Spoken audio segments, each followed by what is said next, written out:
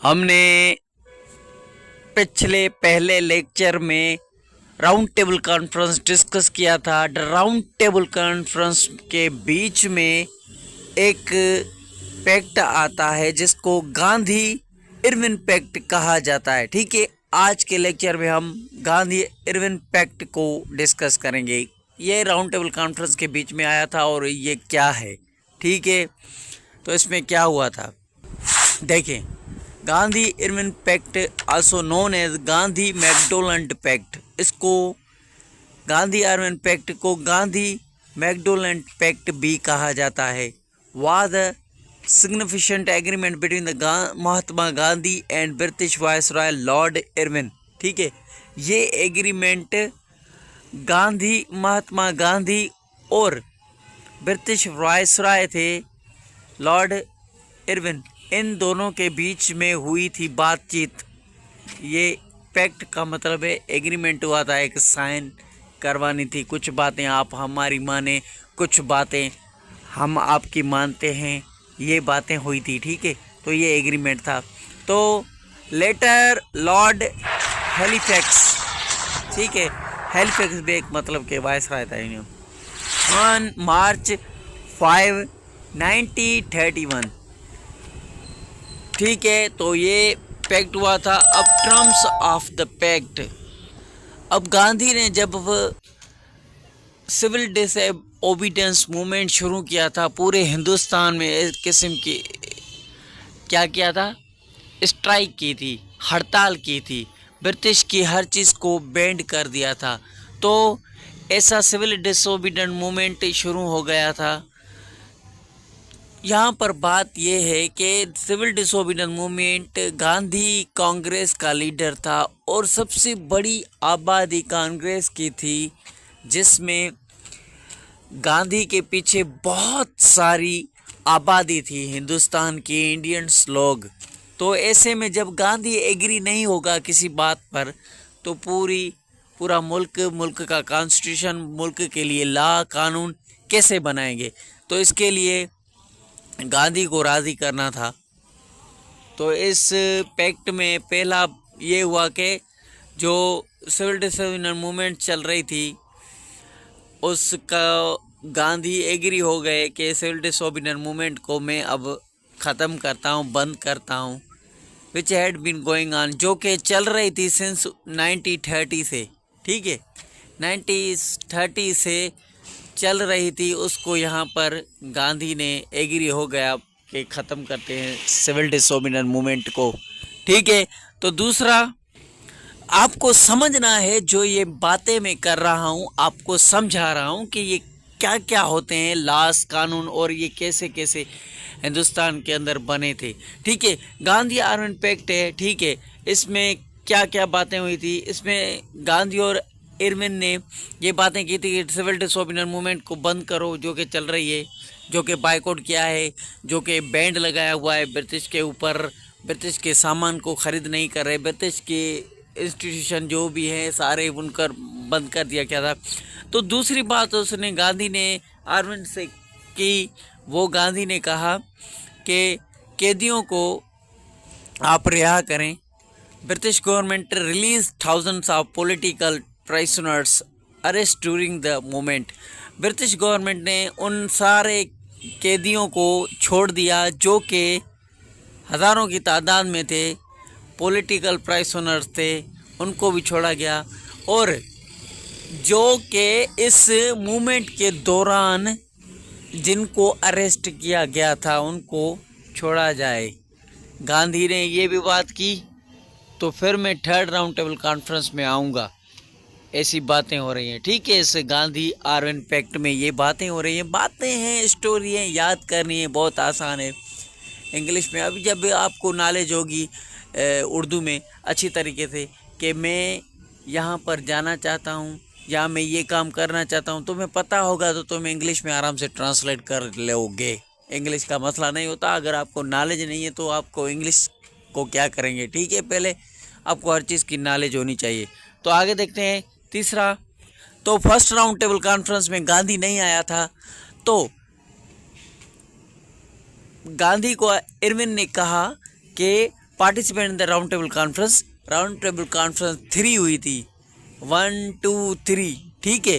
तो अरविंद ने कहा कि जो अभी round table conference, second round table conference होगी, उसमें आपको आना होगा। तो Gandhi and Indian national Congress ये एक पार्टी है, जैसे कि आजकल पीपल्स पार्टी है, नून लीग है और पीटीआई है, ये सारी जैसे पार्टियां थी, इसी तरह के से ये भी एक पार्टी थी, इंडियन नेशनल कांग्रेस, ठीक है। Agree to participate in the second round table conference.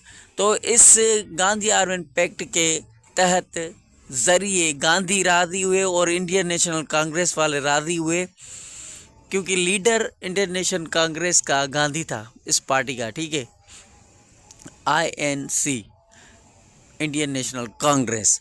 तो जो सेकंड राउंड टेबल कॉन्फ्रेंस हुई, फर्स्ट में गांधी नहीं आया था, कांग्रेस ने अटेंड नहीं की थी। सेकंड राउंड टेबल कॉन्फ्रेंस में गांधी अटेंड की थी कि किस तरह से अब फ्यूचर कॉन्स्टिट्यूशन बने, किस तरह से हम अपने मुल्क के लिए कानून बनाएं, उनको चलाएं उस पर, ठीक है। तो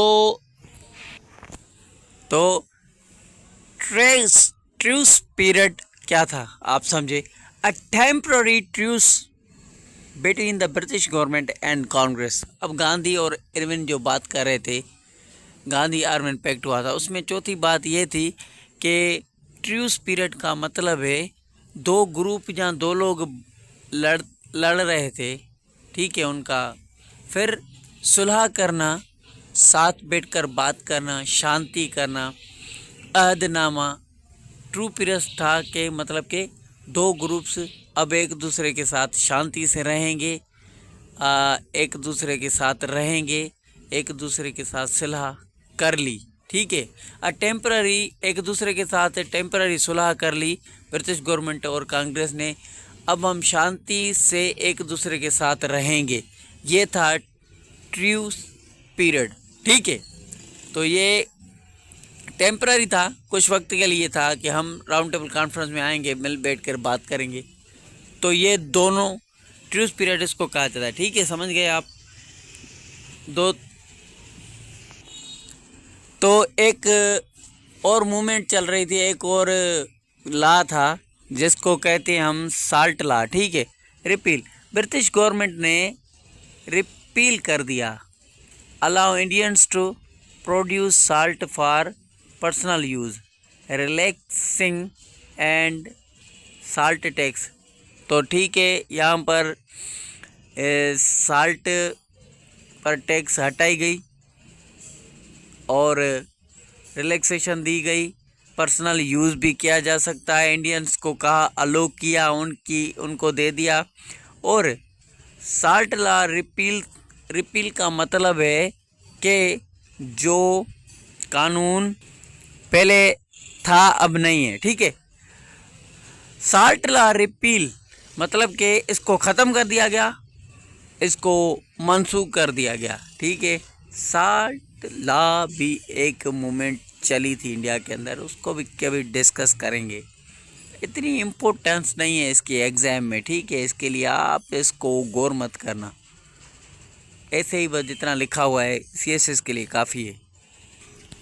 तो इस गांधी आर्विन पैक्ट की बात हो रही है, तो गांधी आर्विन पैक्ट की सिग्निफिकेंस कौन सी है, इसकी इम्पोर्टेंस क्या है और ये इम्पोर्टेंट क्यों है पढ़ना, और ये इम्पोर्टेंस इसकी क्या निकली क्या है, ये तीनों पॉइंट्स इम्पोर्टेंस लिखी हुई है कि गांधी आर्विन पैक्ट की ये इम्पोर्टेंस है। टेम्पररी पीस हो गया, ये इसकी अहमियत है। ब्रिटिश गवर्नमेंट और कांग्रेस के बीच में गांधी इंटरनेशनल रेपुटेशन ग्रू, इंटरनेशनली गांधी की रेपुटेशन, इज्जत, शोहरत बढ़ी, क्योंकि यूनाइटेड स्टेट ऑफ अमेरिका, बाहर के कंट्रीज़ ने भी कहा था कि इंडिया के लिए कॉन्स्टिट्यूशन बनाया जाए, इन लोगों को आज़ाद किया जाए, इन पर मज़ीद जुल्म व सितम बंद किया जाए, ठीक है। इंटरनेशनली प्रेशर बिल्ड हुआ इस मूवमेंट के ज़रिए, गांधी के ज़रिए, ठीक है। तो गांधी इंटरनेशनल रेपुटेशन ग्रू, तो गांधी की इंटरनेशनल रेपुटेशन बढ़ी, इसकी ये इम्पोर्टेंस बनी इसकी। और तीसरे नंबर पर इसकी इम्पोर्टेंस, इंडियन नेशनल कांग्रेस ने गेंद हासिल किया वसाइल वो जरिया जिसके ज़रिए वो फ्यूचर कॉन्स्टिट्यूशनल के लिए बैठकर अंग्रेज़ों के साथ, हर पार्टी के साथ बातचीत कर सकते हैं। ठीक है, इसकी ये इम्पोर्टेंस बनी क्योंकि पहले मिल बैठकर बात नहीं की जाती थी। जो जैसा आया, जो कानून बना, जो हर कोई अपने अपने हिसाब से। यहाँ पर ये हुआ कि ब्रिटिश गवर्नमेंट ने देखा कि इंडिया के लोगों को मिल के बिठा के, बड़े बड़े लीडर्स को, कायदे-ए-आज़म मोहम्मद अली जिन्ना जैसे बड़े बड़े लीडर, गांधी जैसे बड़े बड़े लीडर, ऐसे बहुत लीडर्स थे। हर पार्टी का अलग अलग अपना अपना एक लीडर था। उनको बिठा कर बातचीत करें कि भाई आपको किस चीज़ की ज़रूरत है, आप कैसा कानून बनाना चाहते हैं अपने मुल्क के लिए, आपके कौन सी आज़ादी चाहते हैं, किस तरह से आपके लिए हम फ्यूचर कॉन्स्टिट्यूशन बनाए, किस तरह से आपका मुल्क चलेगा।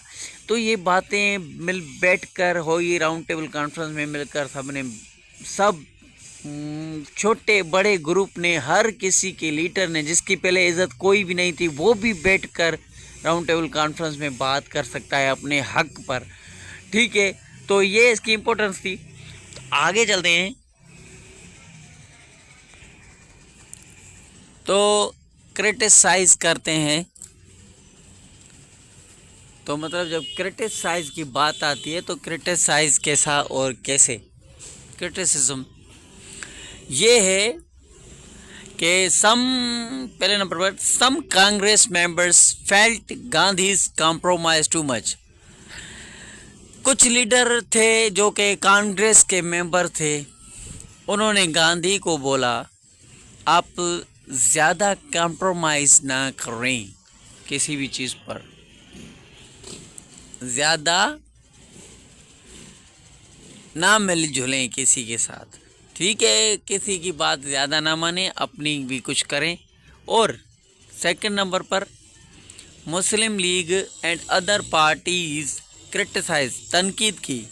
किसने? मुस्लिम लीग ने, और अदर बहुत सी पार्टीज़ थी जो कि यहाँ पर बैठी थी राउंड टेबल कॉन्फ्रेंस में। तो उन सब के लिए गांधी को उन सब ने क्रिटिसाइज़ किया। गांधी डोमिनियंस, मतलब कि गांधी पूरे हिंदुस्तान पर कंट्रोल करना चाहता था अकेला। गांधी की हुकूमत, गांधी डोमिनियंस का मतलब है गांधी की हुकूमत, गांधी का कंट्रोल। और इसने गांधी की इस डोमिनेंस ने इंडियन नेशनल कांग्रेस को एक अलग मोड़, एक अलग रुख, एक अलग पावर दे दी। गांधी एक बड़ा लीडर बन गया जो कि अपनी मर्ज़ी का मालिक था, कुछ भी कर सकता था, ये डोमिनेंस कर रहा था। ठीक है, तो इस डोमिनेंस को मुस्लिम लीग एंड अदर पार्टी ने क्रिटिसाइज़ किया था। ठीक है, क्रिटिसिज्म यही था। ठीक है, तो हम देखते हैं अभी गांधी इरविन पैक्ट के बाद क्या हुआ। ठीक है, गांधी इरविन पैक्ट में हमने ये जो बातें देखी, ये बातें होती रही, बैठकर बातें कर रहे थे। ठीक है, जो हमने पहले डिस्कस की वो ये बातें, ये 5 बातें गांधी और ब्रिटिश गवर्नमेंट ने की थी, इरविन ने की थी, एग्रीमेंट किया था, वो बातें हम डिस्कस कर चुके हैं। अभी ये जो आफ्टर मैथ, मतलब कि इसके बाद क्या हुआ, गांधी इरविन पैक्ट के बाद क्या हुआ। गांधी इरविन पैक्ट के बाद सेकंड राउंड टेबल कॉन्फ्रेंस होती है जिसमें गांधी एग्री हुए थे इरविन पैक्ट में और आए थे। सेकंड राउंड टेबल कॉन्फ्रेंस उसने की थी, अटेंड की थी, पहली नहीं की थी, सेकंड की थी इरविन पैक्ट की वजह से। British government introduce communal award 1932। फिर इस गांधी इरविन पैक्ट के बाद एक और भी चीज़ हुई थी जिसको हम कम्युनल अवार्ड कहते हैं, जो कि 1932 में हुआ था। शायद मैं इस पर लेक्चर दे चुका हूँ, प्लेलिस्ट में होगा। तो इसके बाद तीसरी, गांधी बिगिन फास्ट, गांधी ने एक भूख हड़ताल शुरू कर दी। ठीक है, अनटू डेथ, जब तक के सेपरेट इलेक्टोरेट जो कि मुस्लिम लीग और कायद आज़म मोहम्मद अली जनाब मुसलमानों के लिए अलग इंतखाबात, अलग इलेक्शन, अलग